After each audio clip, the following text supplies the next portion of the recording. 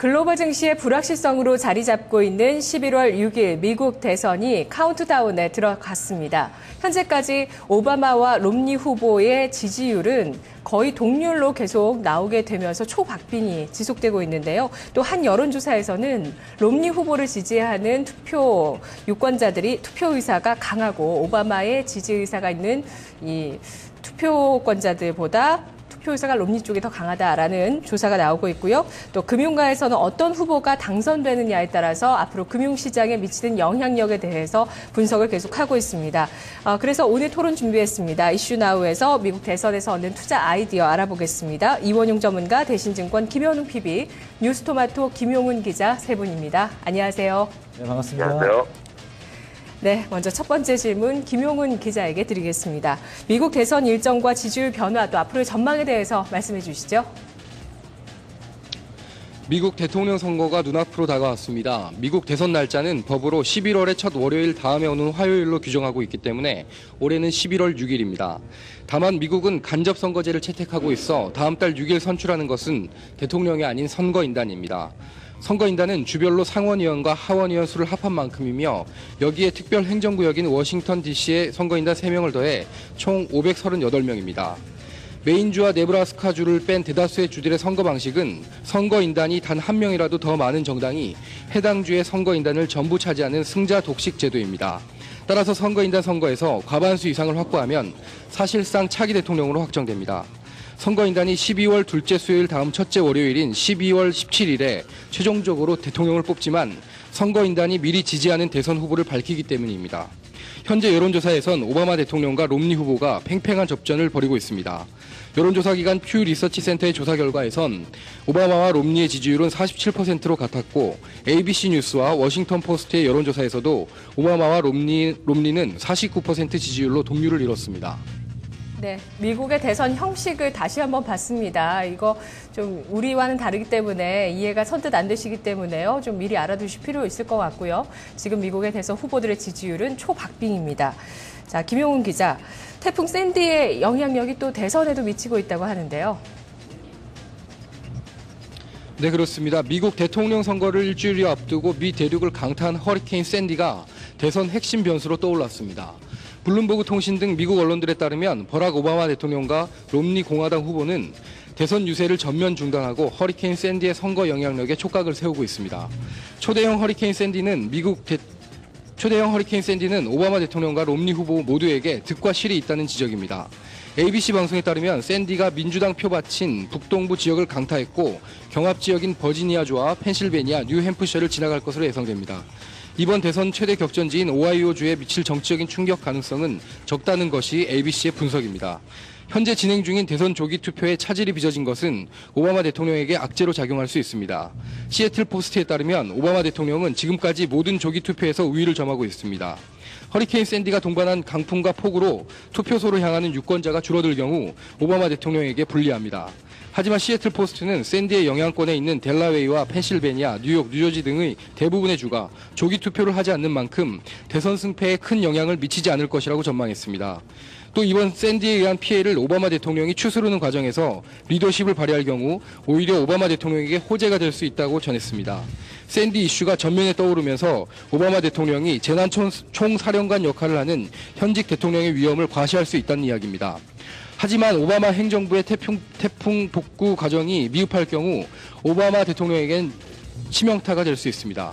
일각에선 샌디가 리비아 뱅기지 주재, 미국 대사관 공격 등 모든 대선 이슈를 흡수하는 블랙홀 역할을 하면서 부동층 유권자의 표심에 영향을 미칠 것이라는 관측을 내놓고 있습니다. 이 경우 대선 후보 토론 이후 상승세를 타고 있는 롬니 후보에게 역효과가 될 수 있습니다. 한편 미국 언론들은 샌디의 영향으로 이번 대선 투표율이 2008년이나 2004년보다 떨어질 것으로 전망했습니다. 2004년과 2008년 대선 투표율은 각각 62.3%와 60.4%였습니다. 예. 자, 현재까지 샌디의 사망자가 48명으로 늘어난 상태고요. 820만 명이 정전 피해를 입고 있습니다. 자, 미국 대선의 유세가 현재 중단돼 있는 상태고요. 그리고 또 재난 대응에 대한 리더십의 대결이 펼쳐질 수 있다. 또 부동층에 대한 표심이 그대로 굳혀지면서 오바마에게 유리할 수 있다. 여러 가지 얘기들 나오고 있는데요. 자, 경제 지표의 영향력 알아볼까요? 이원용 전문가님, 네. 태풍 샌디가 경제 지표에 어떤 영향을 주게 될까요? 일단 뭐 생각보다 그 태풍에 대한 부분이 그렇게 뭐 크게 그 전화된 나온 건 아닌 것 같습니다. 그래서 일단 뭐 경제 지표 쪽을 먼저 집중해서 좀 보는 게 좋을 것 같고요. 우리가 과거에 봤을 때 이제 미국 대선이 되기 한 6일 전에는 바닥을 잡고 보통 반등이 나오는 성향이 보여졌습니다. 예, 그 부분은 이제 차트로 제가 좀 찾아봤는데 그 차트를 캡처해서 올려둘 부분이 없어서 그 자료는 생략을 하겠습니다. 그리고 이제 그 두 번째로 중요했던 거는 선거 전 실업률이 좋아졌을 경우에는 보통 이제 재선에 성공하는 경향이 많았습니다. 그래서 이번에 11월 1일과 내일 모레죠. 11월 1일과 2일날 발표되는 1일날 발표되는 ADP 취업자 변동 지표와 그다음 2일날 발표되는 비농업 부분, 민간 부분과 이제 실업률이 아마 중요한 그 영향력을 보여줄 거라고 생각을 합니다. 뭐 과거의 그 일단 흐름 자료를 보시면 레이건이 재선할 때도 그랬고, 그다음 부시, 그다음 클린턴, 그 아들 부시라고 하죠.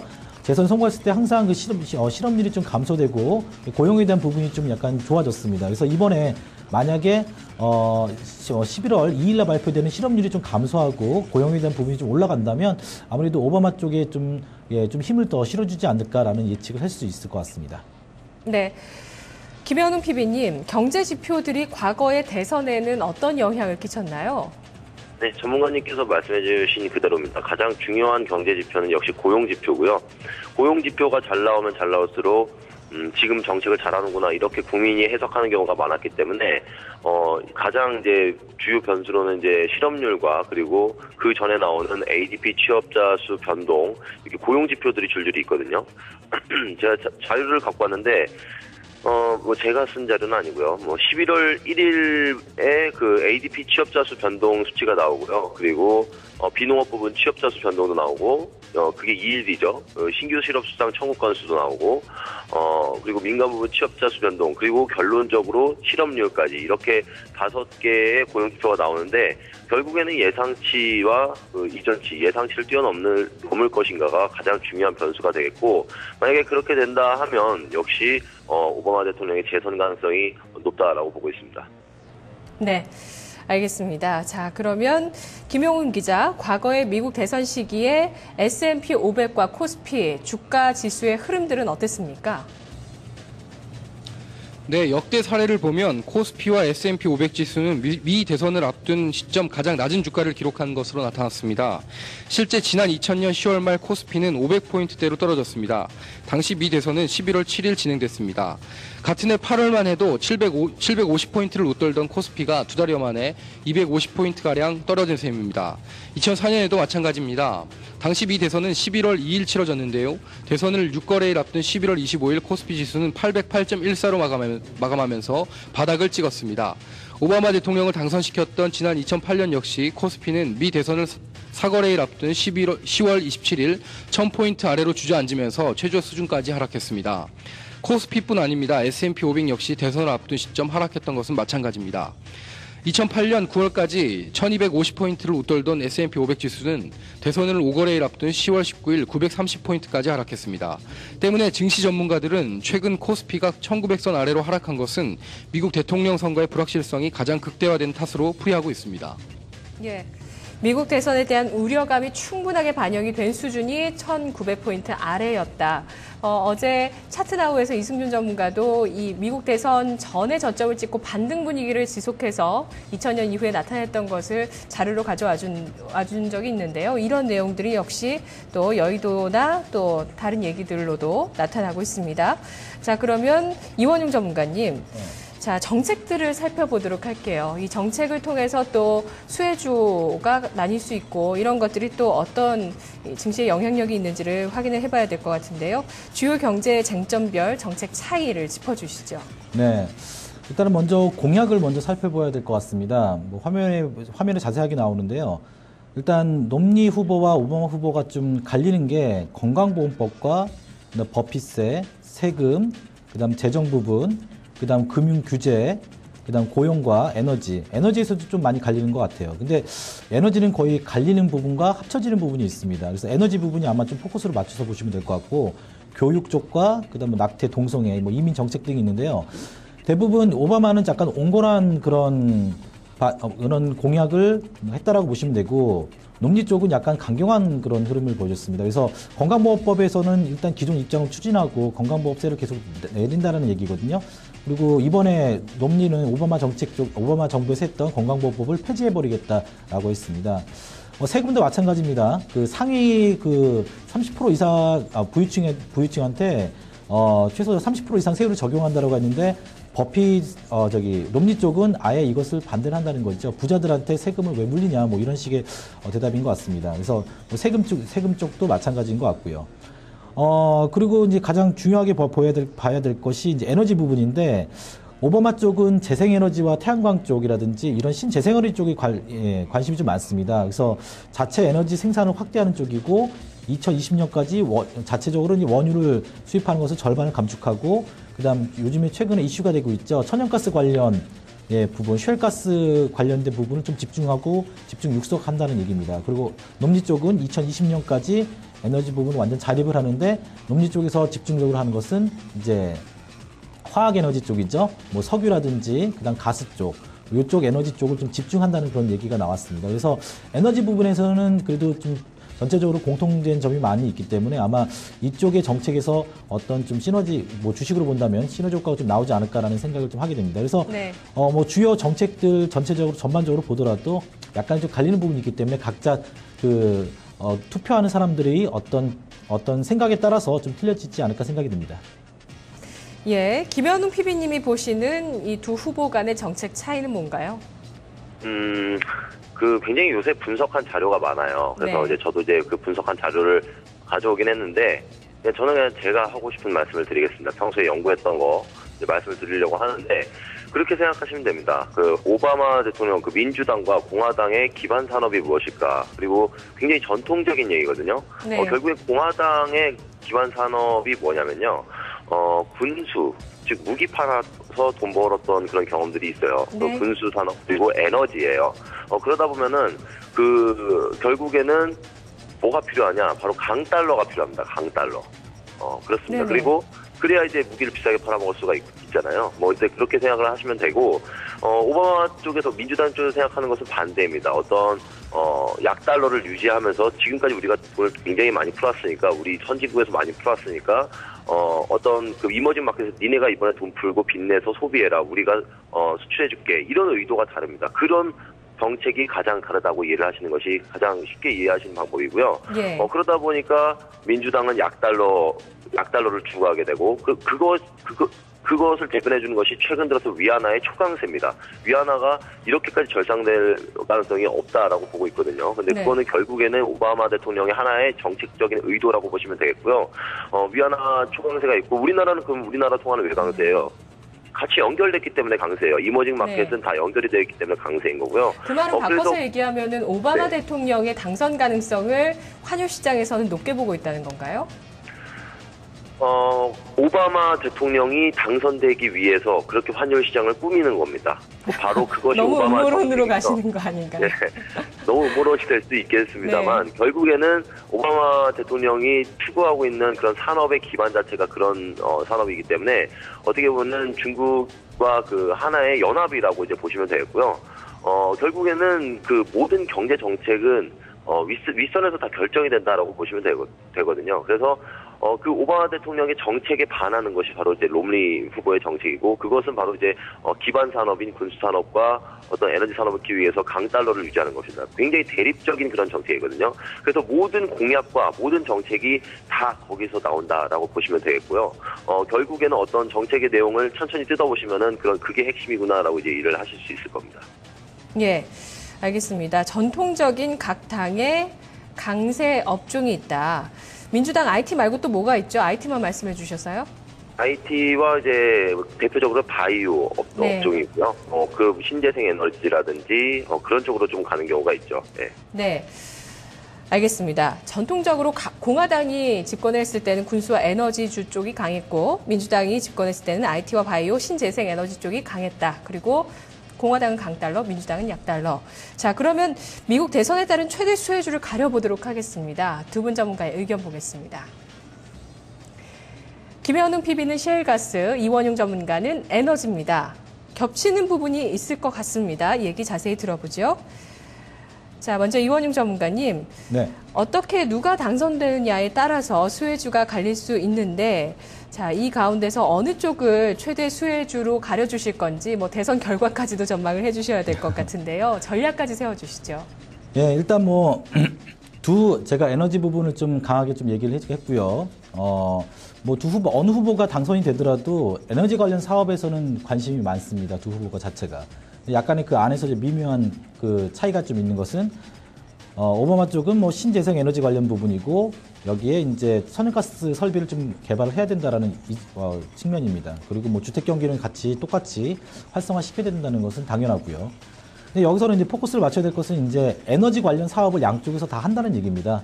신재생 에너지든 석탄이나 원유를 개발하든 천연가스를 개발하든지 간에 똑같은 의미죠.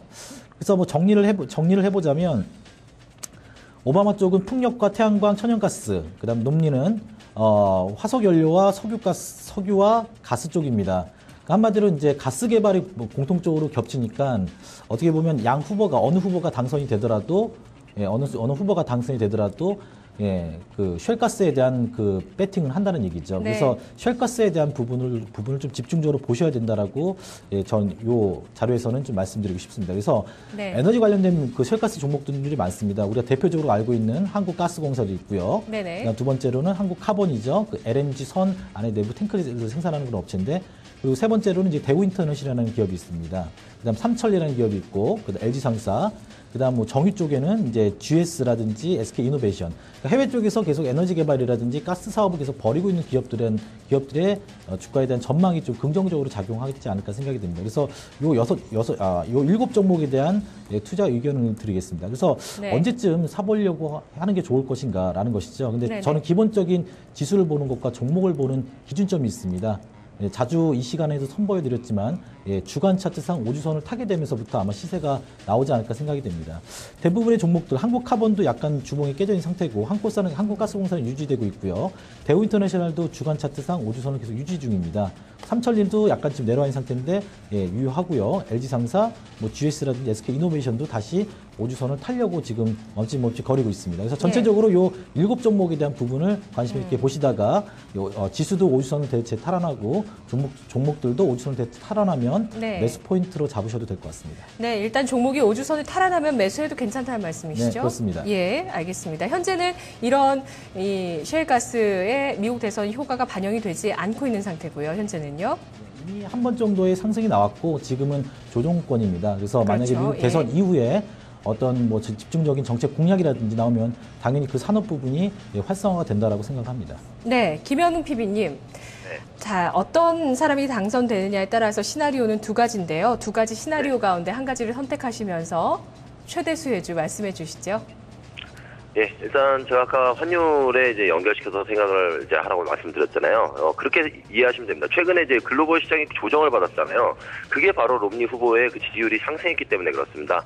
롬니 후보 자체는 이제 강달러를 추구하기 때문에 어떤 지금까지 했었던 그런 글로벌 시장의 양적 완화 기조를 무너뜨릴 그런 정책을 또 갖고 나올 수도 있거든요. 그런 거에 대한 우려감이 전 세계에서 글로벌 시장에서 반영됐다라고 보시면 되겠고, 그리고 이제 군수 산업이 강세였다는 말이 아니고요. 기반 산업이라는 거예요. 전통적인 그 얘기를 하다 보면은 사실 미국의 경제 역사에 대해서 이 짧은 시간 내에 다 말씀드릴 수는 없는 부분이고요. 어쨌든 그런 기반 산업을 갖고 있기 때문에 결국에는 롬니는 강달러, 오바마는 약달러 이렇게 보시면 되는데, 네.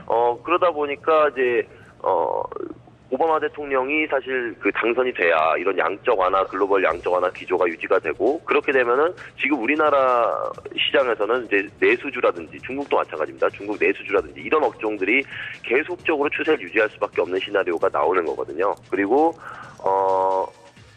그 롬니가 이기는 경우는 결국에는 다시 지금까지 그 시장을 유지했었던 그런 주도 업종인 중국 내수주라든지 이런 업종들의 이제 꺾일 가능성도 이제 대두가 되는 거죠.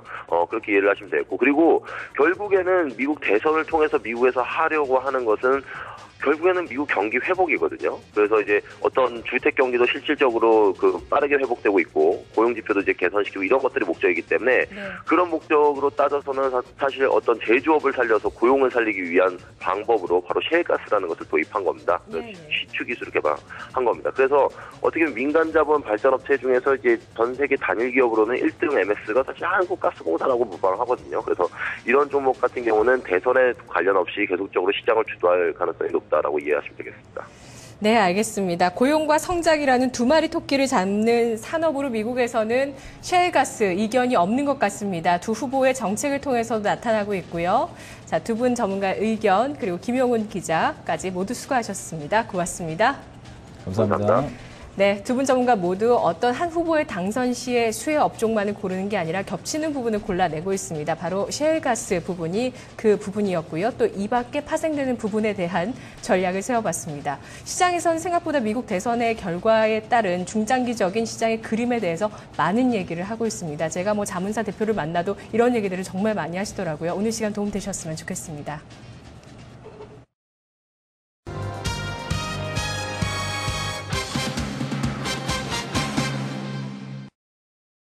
네, 안녕하십니까. 하나투자증권 심구동입니다. 현재 상해종합지수가 0.2%, 6포인트 약세 출발해주는 모습 나와주고 있습니다.